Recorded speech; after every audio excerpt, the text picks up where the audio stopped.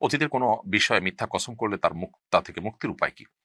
মোহনা খাতুন লিখেছেন, সন্তানের নামে কোনো ধরনের কসম করা যাবে কিনা বা প্রমিস করা যাবে কিনা। না, কোন অবস্থায় মিথ্যা বলা ইসলামে গ্রহণযোগ্য হতে পারে? জাতীয় পরিচয়পত্র করতে হলে আমাদের ছবি উঠাতে হয়, ছবি ছাড়া জাতীয় পরিচয়পত্র হয় না। এক্ষেত্রে করণীয় কি? প্রশ্ন হলো, মার্কেট থেকে কিনে আনা নতুন জামা কাপড় না ধুয়ে নামাজ পড়া যাবে কিনা। উত্তর হলো, অতীতের কোনো বিষয়ে মিথ্যা কসম করলে তা থেকে মুক্তির উপায় কি? আপনি কসম করেছেন, অতীতে কিছু করেছেন, আসলে আপনি করেননি। তো এই যে মিথ্যা কসম করেছেন, এটার জন্য আপনাকে তবা করতে হবে খাঁটি অন্তরে, তবা নাসুহা করতে হবে। খুব জঘন্য কথা, একে তো মিথ্যা কথা, আবার আল্লাহকে আপনি সেখানে সাক্ষী রাখছেন। আল্লাহকে সাক্ষী রেখে মিথ্যা কথা বলা, এটা জঘন্যতম অপরাধ। এই অপরাধ, এটা জন্য আল্লাহ তাআলার কাছে মাপ চাবেন, মাপ চাইতে হবে, এবং জীবন আর কখনো যেন না হাসার জন্য সচেষ্ট থাকতে হবে, সতর্ক থাকতে হবে। আর যদি বলেন যে না, অতীতে ভবিষ্যতে কোনো কিছু করবেন বলে কসম করেছেন, আসলে সেটা করেননি, তাহলে সেক্ষেত্রে কসমের কাফারা দিতে হবে যদি এটা খেলাফ করে থাকেন। আর অতীতে কিছু করেছেন বা করেননি, কসম করে অতীতের কোনো বিষয় নিয়ে কথা বলেছেন, অথচ এটা মিথ্যা, তাহলে সেক্ষেত্রে আপনাকে তওবা করতে হবে। মোহনা খাতুন লিখেছেন, সন্তানের নামে কোনো ধরনের কসম করা যাবে কিনা বা প্রমিস করা যাবে কিনা। না, কসম করলে সেটা আল্লাহর নামেই শুধু হতে হবে। নবী সাল্লাল্লাহু আলাইহি ওয়াসাল্লাম বলেছেন, মান আরাদা আন ইয়াহলিফা ফালইয়াহলিফ বিল্লাহি আও লিয়াসমুত। কেউ শপথ করলে সে শুধু আল্লাহর নামে শপথ করবে, আর না হলে চুপ থাকবে। এজন্য সন্তানের নামে, সন্তানের মাথা চুল ইত্যাদি শপথ করা যাবে না। আমেরিকার নতুন ইউএস এইড বিভিন্ন দেশে, সম্ভবত নতুন সরকার হবে, আমেরিকার নতুন সরকার ইউএস বিভিন্ন দেশে অনুদান দেওয়া স্থগিত ঘোষণা করেছে। বিষয়টা সম্পর্কে আপনার উপর জানতে চাই। ইউএস এইড পুরাটাই তো আমেরিকান গভর্নমেন্ট, আমি যতটুকু জানি, যে এটাকে নিষিদ্ধ করতে যাচ্ছে। সন্ত্রাসী সংগঠন হিসাবে ইলন মাস্ক ইতিমধ্যে আখ্যায়িত করেছেন, এবং তাদের কিছু কার্যক্রমের মধ্য থেকে বিশেষ করে ট্রান্সজেন্ডার মতবাদ, এটাকে প্রতিষ্ঠা করবার জন্য, মানুষকে রূপান্তরকামিতাকে সমাজে চাপিয়ে দেওয়ার জন্য খুব অ্যাগ্রেসিভলি তারা কাজ করেছে, এবং এটার জন্য হিউজ ফান্ড তারা ঢেলেছে গোটা বিশ্বব্যাপী। এই জন্য তাদের এই কার্যক্রম বন্ধ করা তো অবশ্যই সমর্থনযোগ্য, এবং এই কার্যক্রম বন্ধ করার জন্য আমেরিকান গভর্নমেন্টকে আমরা অবশ্যই সাধুবাদ জানাই।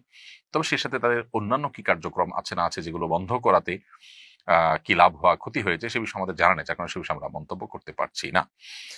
কোন অবস্থায় মিথ্যা বলা ইসলামে গ্রহণযোগ্য হতে পারে? আহ যদি দুজন ব্যক্তির মধ্যে বিবাদ এবং মীমাংসাকে মাথায় রেখে আপনার মিথ্যা বলতে হয়, তাহলে সেক্ষেত্রে সেটার জন্য আপনি মিথ্যা বললে সেটা জায়েজ। এবং এছাড়া স্বামী স্ত্রীর মধ্যে পরস্পর প্রশংসাসূচক যে অসত্য কথা বাড়িয়ে বলা, সেটাও কিন্তু জায়েজ রয়েছে। আর একান্ত নিরুপায় হয়ে যদি আপনি কথা ঘুরিয়ে বলেন, মিথ্যা বলেন, সেটাও আপনার জন্য নিরুপায় হিসাবে, জীবন বাঁচাবার জন্য প্রয়োজন হলে কখনো, সেটা আপনার জন্য জায়েজ রয়েছে। কিন্তু সেক্ষেত্রেও আপনি যদি সত্য বলেন সরাসরি, সেটা হবে অধিকতর উত্তম এবং সওয়াবের কাজ। এরপর তাফহিমা হিমু আপনি লিখেছেন, জাতীয় পরিচয়পত্র করতে হলে আমাদের ছবি উঠাতে হয়, ছবি ছাড়া জাতীয় পরিচয়পত্র হয় না। এক্ষেত্রে করণীয় কি? বোন তাফহিমা হিমু, নিরুপায় হলে নাগরিক সুবিধাগুলো আদায় করবার জন্য আপনি ছবি তুললে, সেক্ষেত্রে পুরুষ না হয়ে কোনো মহিলা যেন ছবি তুলে, সেটা আপনার আইনি অধিকার আছে, সেটা আপনি আদায় করে নিলেন সেই চেষ্টা করে, এটা আপনি করতে পারেন। কিন্তু আমাদের যে সমস্ত বোনরা আন্দোলন করছেন ছবিবিহীন, শুধুমাত্র ফিঙ্গারপ্রিন্টের মাধ্যমে জাতীয় পরিচয়পত্র করবার জন্য, তাদের সে আন্দোলন যথেষ্ট যৌক্তিক এবং যথার্থ, এবং তাদের সে আন্দোলনের সাথে সামিল হয়ে একাত্মতা পোষণ করে আমাদের বোনদের অধিকার, এই অধিকার আদায়ের জন্য আমাদের সবারই চেষ্টা করা দরকার। আমরাও আমাদের জায়গা থেকে টুকটাক কথা বলার চেষ্টা করেছি, কিন্তু সবাই সামগ্রিকভাবে তাদের সে দাবির সপক্ষে প্রশ্ন আলোচনা করা উচিত এবং কথা বলা উচিত। এবং যারা তাদের এই ধর্মীয় অধিকার আদায় করতে বা ধর্ম চর্চা করতে যারা বাধা দিচ্ছেন, আপনি ধর্মীয় কারণে একজন নারী ছবি তুলবেন না, তাকে বলছেন না ছবি না তুললে তুমি নাগরিক সুবিধা থেকে বঞ্চিত হবে, তাহলে আপনি তাকে তার ধর্ম চর্চা করতে দিচ্ছেন না।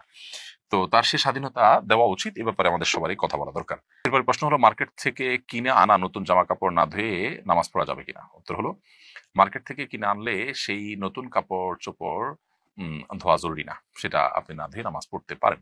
হ্যাঁ, আপনি যদি অ্যালার্জি বা অন্যান্য সমস্যা, স্বাস্থ্যগত কারণে ধোয়াটা প্রয়োজন মনে করেন, সেটা ভিন্ন বিষয়। শরীর দৃষ্টিকোণ থেকে এটা ধোয়া কোনো আবশ্যক নয়, কারণ হলো সেখানে কোনো নাপাক আপাত দৃষ্টিতে লেগে নাই। অতএব সেটা নাপাক আছে কিনা আমি জানি না, এরকম মনে করে সেটাকে ধোয়াকে আবশ্যক মনে করার কোনো প্রয়োজন নেই।